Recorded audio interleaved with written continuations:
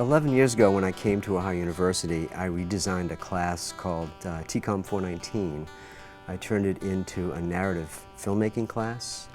Most years we have made 4 or 5 short films, and a couple of years ago we kind of took the ultimate challenge and produced our first feature. This year we made another feature. It's called The Passageway. I came to Ohio University in the fall of 2004 to start my Master of Fine Arts in playwriting. The summer before that, I was at the Kennedy Center in Washington, D.C., and it was suggested to me that I write about my parents' experience and turn it into a play. So when I came to OU, I knew that I wanted to write about it in a theatrical way. I knew that it would probably end up a play, and it did. It ended up as my thesis play in 2007. Frederick Lewis had talked to me about turning it into a 419 project, and when he suggested it, I said yes. Being I've had some family that's had cancer and have dealt with the issue quite a bit, I was very interested in the topic matter and in the project in general. So we got to working on it over the summer. We were fundraising, building the project, trying to get everything started from the ground up, and December rolled around and we realized that the project really wasn't where we wanted it to be. So we did, at this point, put about 6 months of work in, only to say, let's scrap it and start from the ground up. I sat at that meeting in complete shock of how much work we had to do, how much hadn't been done, and what was ahead of us. And I walked out of the meeting and I walked into my job and I just told them I had to quit because this movie was more important than anything and it was going to take up all my time and I had a lot of work to do. It seemed like we were always working against the time constraints that we had. We had to write very fast, and we basically had to pre-produce a movie while we were writing it. And then once we started shooting, it was, this has to take about 20 days, and we have to fit everything into this, and if we don't, then it doesn't work. Over spring break, I think over the course of 7 days, we shot 12-hour days, full on as much as we possibly could. We only had about 2 to 3 contingency days, and if we didn't get it in that, stuff was getting dropped. It also seemed like we ran into challenges everywhere we went.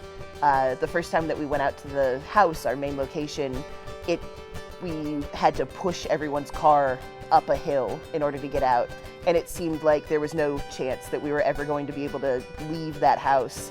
And the idea of getting everyone there every day and getting props there and furniture just seemed impossible. It's hard to be taken seriously when you're a student film and you're asking for X amount of dollars for shooting locations and people don't want to give up their house to a bunch of kids making a movie. Over the years in 419, fundraising has become a bigger and bigger component of these projects. The students raise the bar, and then they have to raise the money. It was something I worried about all the time because it was just really hard. I hate asking people for money, and then, that's what you have to do as a producer. You have to, find the money for the film. We had a $5,000 grant from the American Cancer Society, which was great.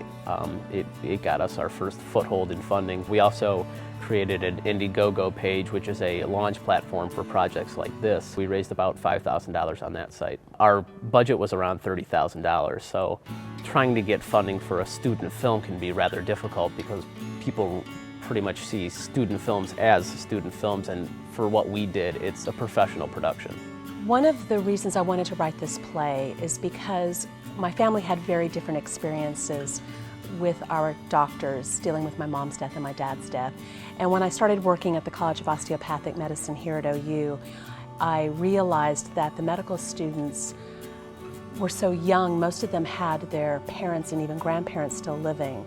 And I realized that if they could see my play, and in fact if they could see this film now, they would have a better understanding of what it's like to get a terminal diagnosis and what the family goes through. When trying to teach about end of life and death and dying, it's really difficult for 22-year-olds to really start to begin to grasp what it's like to lose someone, and traditional PowerPoints and lectures just don't work well with that. So we really didn't know what direction this was going to head.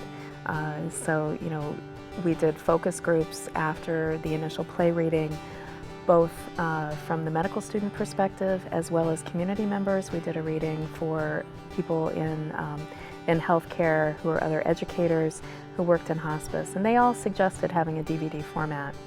And we weren't sure if this was going to actually be a DVD just of a play production. Had no idea at that point in time that this was going to turn into a movie. Our ultimate goal for the project is for this film to be used as a teaching tool in the College of Osteopathic Medicine. Dr. Tracy Marks will be using it to teach prospective doctors about palliative care and about cancer and about hospice. It's both something that we want to use to educate the people around us and about hospice care and clear up misconceptions. It's also something that we just wanted people to be able to relate to and find something in that they could kind of grab onto. We're all going to have to take care of someone who, you know, has been in our lives, like whether it be a parent or a friend, and whether they're dying or they're really sick, we're all going to have to be in that position, and whether we're reluctant or not. And I just think that this movie is really valuable to everyone, and that as serious as the subject matter is and the disease is cancer, whether it be cancer or not, I just hope that people can learn something from it when they find themselves in that role. To see where this class and this school has come from over the years has been really a pretty amazing process. I learned a lot. I learned a lot that's going to help me in the real world after college. I feel like I could produce anything after this because we've just been through a lot. The film was challenging, it really was, but overall it was a great experience. And I think that there is another level of excitement for me that it is dealing with students and sort of for students, and that I was a student when I wrote the play. As an educator, it's really come full circle for me to see just such an amazing experience and have this come to life for future students and future physicians and healthcare providers.